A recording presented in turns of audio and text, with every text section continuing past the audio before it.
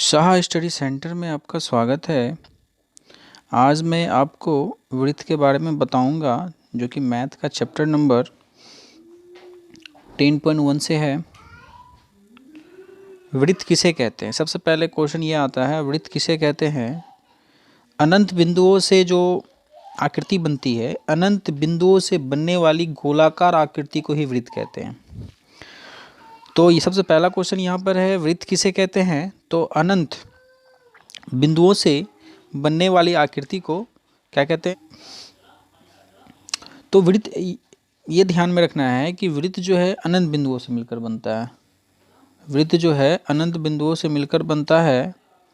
एक वृत्त में अनेक त्रिज्याएं होती है। एक वृत्त में कितने त्रिज्या होते हैं? अनंत वृत्त त्रिज्या होती हैं। वृत्त के त्रिज्या आपस में क्या होते हैं? बराबर होते हैं। वृत्त की जो त्रिज्या होती है ना, वो आपस में क्या होती है? बराबर होती है। और वृत्त की जो त्रिज्या, एक वृत्त में जो है अनंत त्रिज्या होती है। एक वृत्त में जो त्रिज्या होती है वो अनंत होती है। ठीक है, एक वृत्त में जो त्रिज्या होती है वो अनंत होती है। अब नेक्स्ट में आते हैं, एक वृत्त में कितने व्यास होते हैं? तो ये ध्यान में रखना है। जैसे ये वृत्त है, वृत्त का ये केंद्र बिंदु हो गया। इस केंद्र बिंदु से होकर जो लाइन गुजरती है उसको हम व्यास बोलते हैं। और एक वृत्त में जो व्यास होती है वो अनंत होती है। एक वृत्त में जो व्यास होती है वो क्या होती है? अनंत होती है। एक वृत्त में जो व्यास होती है वो अनंत होती है। ठीक है, नेक्स्ट आते हैं।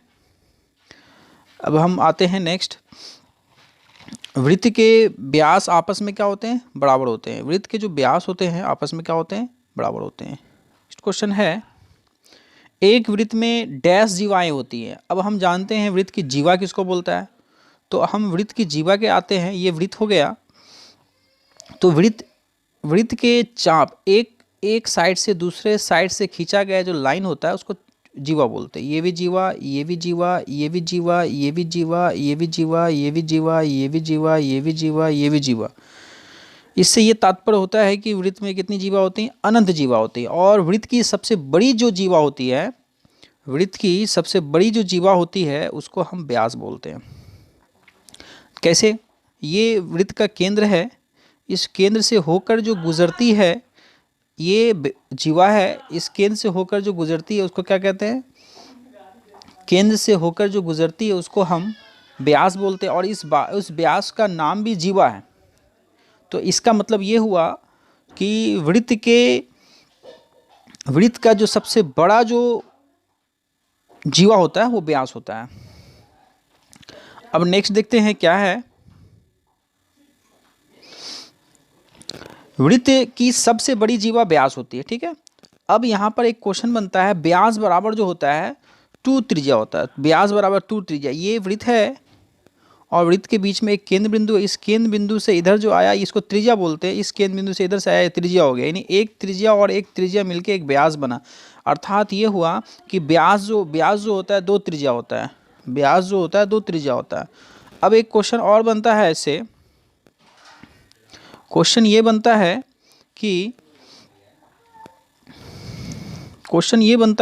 कि त्रिज्या बराबर क्या होता है? त्रिज्या बराबर जो होता है वो व्यास बटे 2 होता है। ये त्रिज्या बराबर जो होता है वो व्यास बटे 2। इसका मतलब ये हुआ जो व्यास का आधा होता है। जैसे कि एक वृत्त है, वृत्त का जो व्यास जो होता है वो केंद्र होकर के जो लाइन इधर से उधर होता है उसको हम व्यास बोलते हैं। और ये कोना, ये केंद्र बिंदु से इधर जो गया ये त्रिज्या हो गया, केंद्र बिंदु से इधर जो गया ये त्रिज्या हो गया। 2 को त्रिज्या मिलके एक व्यास बना। तो इसका मतलब ये हुआ कि त्रिज्या बराबर व्यास बाय 2, यानी व्यास का आधा जो होता है वो त्रिज्या होता है। अब हम नेक्स्ट आते हैं। नेक्स्ट है स्पर्श। अब हम जानते हैं कि सबसे पहले मैंने जाना वृत्त किसे कहते हैं। वृत्त जो है अनंत बिंदुओं से बनने वाली जो गोलाकार आकृति होता है उसी को हम क्या कहते हैं? वृत्त कहते हैं। ठीक है, सेकंड में मैंने जाना कि वृत्त में कितनी त्रिज्या होती है। तो वृत्त में अनंत त्रिज्या होती है। वृत्त में जो त्रिज्या होती है वो अनंत होती है। अब हम दूसरा नेक्स्ट जानते हैं, वृत्त की जितनी भी त्रिज्या होती है वो सब आपस में क्या होती है? बराबर होती है। वृत्त की जो सभी त्रिज्या होती है आपस में क्या होती है? वो बराबर होती है। वृत्त की जो सभी त्रिज्या आपस में क्या होती है? बराबर होती है। एक वृत्त में कितने व्यास होते हैं? एक वृत्त में जो होते हैं व्यास वो अनंत होते हैं। एक वृत्त में जो व्यास होते हैं वो अनंत होते हैं। वृत्त के जो व्यास होते हैं वो सभी आपस में क्या होते हैं? बराबर होते हैं। वृत्त के जो व्यास होते हैं आपस में सभी क्या होते हैं? बराबर होते हैं। एक वृत्त से अनेक अर्थात अनंत जीवाएं होती है। यानी एक वृत्त में जो जीवा होती है वो अनेक और अनंत होती है। वृत्त की जो सभी जीवा होती है, वृत्त की जो सभी जीवा अनंत जीवा होती है, ठीक है। एक वृत्त की सबसे बड़ी जो जीवा होती है वो व्यास कहलाती है। वृत्त की जो सबसे बड़ी जीवा होती है वो क्या कहलाती है? व्यास कहलाती है। एक क्वेश्चन है, व्यास बराबर 2r, यानी 2r का मतलब हो गया 2r का मतलब हो गया 2r का मतलब हो गया 2 इंटू त्रिज्या, यानी दो को त्रिज्या मिलके एक व्यास बनता है, ठीक। अब आगे आते हैं, स्पर्श रेखा किसको बोलते हैं? स्पर्श रेखा वृत्त के बाहर एक बिंदु से, वृत्त के बाहर, जैसे ये एक वृत्त है, वृत्त के बाहर एक बिंदु से, बाहर एक बिंदु से, वृत्त के बाहर एक बिंदु ले लिए, और वृत्त के बाहर एक बिंदु से जो वृत्त पर जो लाइन स्पर्श करेगा, ये जो लाइन स्पर्श किया, इस स्पर्श लाइन को ही हम स्पर्श रेखा कहते हैं। इसी का नाम है स्पर्श रेखा, इसी का नाम है स्पर्श रेखा। तो अब आते हैं नेक्स्ट, स्पर्श रेखा का जो स्पर्श बिंदु किसको बोलते हैं ये समझिए। स्पर्श रेखा का स्पर्श बिंदु, ये जो पॉइंट देख रहे हैं, ये पॉइंट हो गया स्पर्श बिंदु, इस पॉइंट को बोलते हैं स्पर्श बिंदु। और ये लाइन जो हो गया, ये लाइन हो गया स्पर्श रेखा, ये लाइन हो गया स्पर्श रेखा, ये हो गया स्पर्श बिंदु। यानी एक क्वेश्चन इसमें बनता है एक क्वेश्चन ये बनता है कि वृत्त के बाहर एक बिंदु से कितनी स्पर्श रेखा खींच सकते हैं। तो वृत्त के एक बाहर एक बिंदु है, इस बिंदु से जो वृत्त पर सिर्फ 2 ही स्पर्श रेखा खींचते हैं। बहुत सबसे इंपॉर्टेंट क्वेश्चन ये है, वृत्त के बाहर एक बिंदु है, वृत्त के बाहर एक बिंदु से कितनी स्पर्श रेखा खींच सकते हैं? 2। और ये दोनों जो स्पर्श रेखा होती है ये दोनों बराबर होती है, ये दोनों स्पर्श रेखा जो होती है क्या होती है? बराबर होती है। एक चीज़ ध्यान में रखना है, अगर ये स्पर्श रेखा 5 cm है तो ये भी स्पर्श रेखा 5 cm होगा। हमेशा याद रखना है, वृत्त के बाहर जो एक बिंदु है, वृत्त के बाहर एक बिंदु से जो स्पर्श रेखा खींचा जाएगा वो आपस में हमेशा बराबर होगा, ठीक है। वृत्त के, अगेन मैं समझा रहा हूँ, वृत्त के, ये वृत्त है, वृत्त के बाहर एक बिंदु से जो स्पर्श रेखा खींचेंगे वो हमेशा बराबर होगी, और वृत्त के बाहर एक बिंदु से वृत्त पर हमेशा 2 को स्पर्श रेखा खींचते हैं।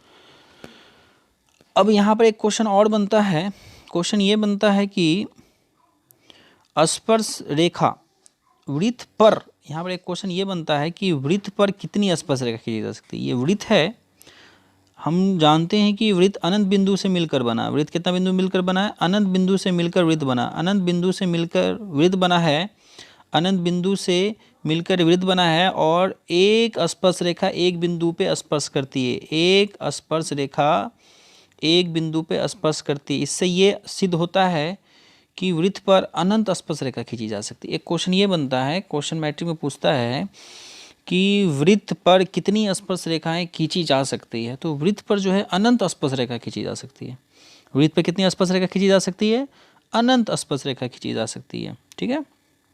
तो याद रखना है, इसमें 2 क्वेश्चन कन्फ्यूजिंग वाला बात है, आपको थोड़ा बढ़िया से समझिएगा। मैं ड्रॉ करके बता रहा हूँ। जैसे कि इसमें देखा जाए, मैं 2 वृत्त लेता हूँ, ठीक है, मैं 2 वृत्त लेता हूँ, एक वृत्त ये लिया और एक वृत्त ये लिया। तो एक क्वेश्चन बनता है कि वृत्त के बाहर एक बिंदु, ये जैसे वृत्त के बाहर एक बिंदु ले लिए, ये बिंदु हो गया, इस बिंदु से वृत्त पे क्या स्पर्श रेखा खींच सकते हैं? 2 को। लेकिन अगर बोल दिया कि वृत्त पर कितनी स्पर्श रेखा खींच सकते हैं, तो वृत्त पर का बात आया, तो वृत्त पर मतलब हो गया वृत्त अनंत बिंदु से बना है। तो वृत्त जब अनंत बिंदु से बना है तो इसका मतलब ये हुआ वृत्त पर कितनी स्पर्श रेखा खींच सकते हैं? अनंत। वृत्त पर अनंत स्पर्श रेखा खींच सकते हैं, लेकिन वृत्त के बाहर एक बिंदु से बस 2 को ही स्पर्श रेखा खींच सकते हैं, और वो दोनों क्या होगा? बराबर होगा। नेक्स्ट देखते हैं क्या है।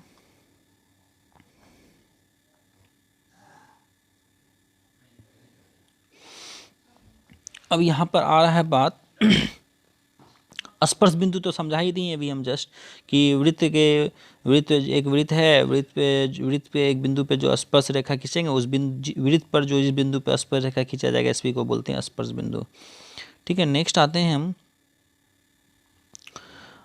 स्पर्श रेखा वृत्त पर कितनी बिंदु पर स्पर्श करती है? तो हमेशा याद रखना, एक स्पर्श रेखा, ये जो क्वेश्चन है, स्पर्श रेखा वृत्त पर कितनी बिंदु पर स्पर्श करती है, तो ये ध्यान में रखना है, हमेशा एक बिंदु पे स्पर्श करती है। हमेशा कितना बिंदु पर स्पर्श करती है? एक बिंदु पे हमेशा स्पर्श करेगी। तो नेक्स्ट क्वेश्चन है, वृत्त पर कितने स्पर्श रेखा खींची जा सकती है? जस्ट अभी मैं बताऊं, वृत्त पर जो है अनंत स्पर्श रेखा खींची जा सकती है। वृत्त पर कितने स्पर्श रेखा खींची जा सकती है? अनंत स्पर्श रेखा खींची जा सकती है। नेक्स्ट क्वेश्चन आता है, वृत्त के बाहर एक बिंदु से कितनी स्पर्श रेखा खींची जा सकती है? जस्ट मैं बताया अभी, जस्ट वृत्त के बाहर एक बिंदु से क्या स्पर्श रेखा खींची जा सकती है? बस 2 ही खींची जा सकती है, और दोनों स्पर्श रेखा आपस में क्या होती हैं? बराबर होती है। दोनों स्पर्श रेखा आपस में क्या होती हैं? बराबर होती हैं। अब एक क्वेश्चन और होता है, वृत्त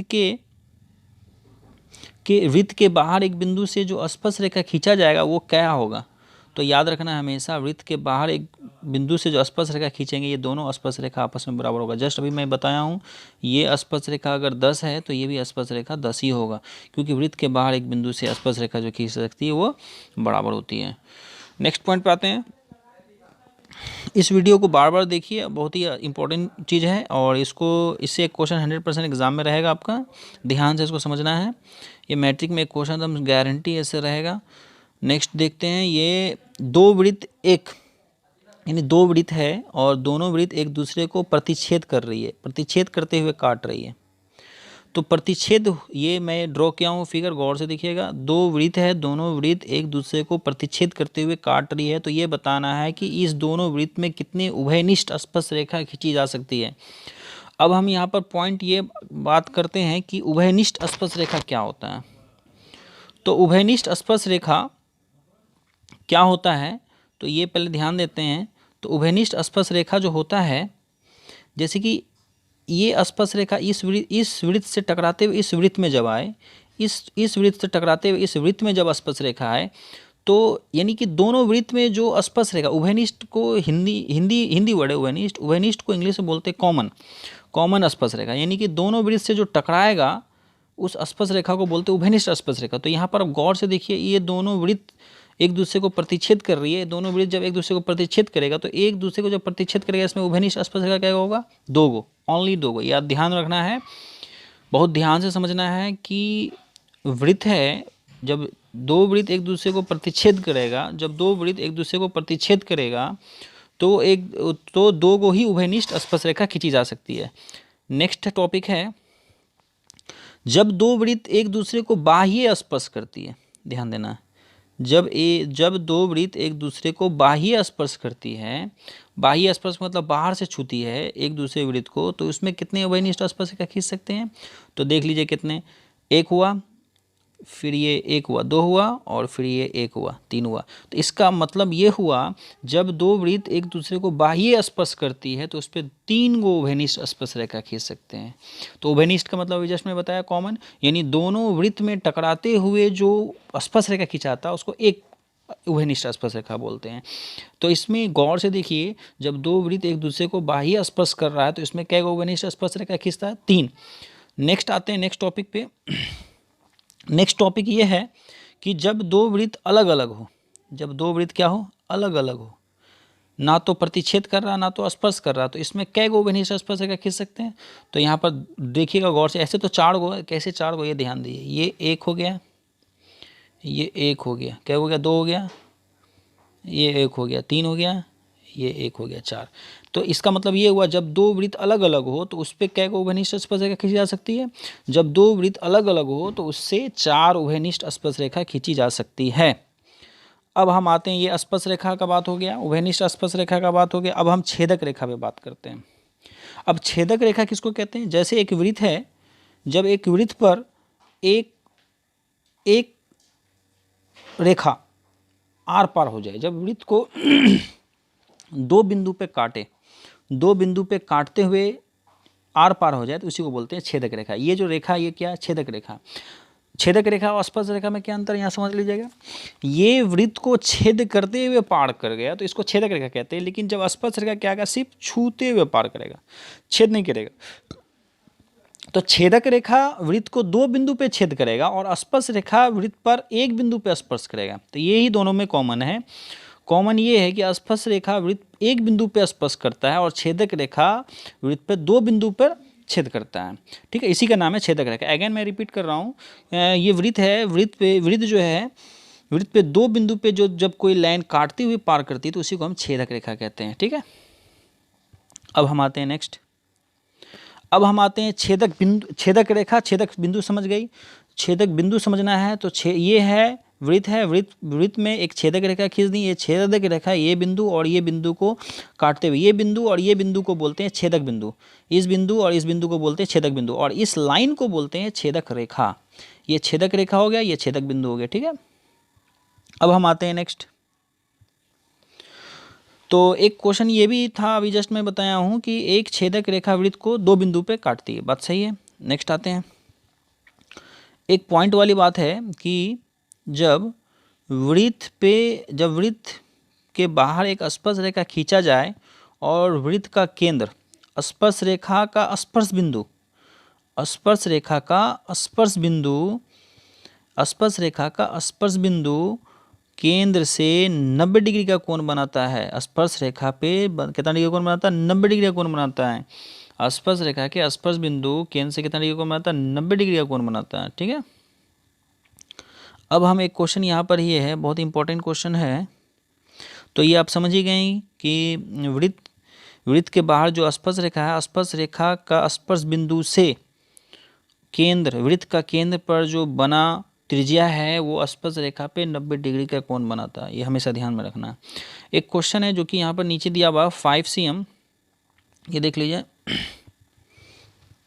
5 cm त्रिज्या वाले एक वृत्त के बिंदु पर स्पर्श रेखा पी क्यू केंद्र से 0 से जाने वाली एक रेखा से बिंदु क्यू पर इस प्रकार मिलती है कि ओ क्यू 12 cm, तो पी क्यू को लंबाई ज्ञात करें। तो इसका सॉल्यूशन इधर है,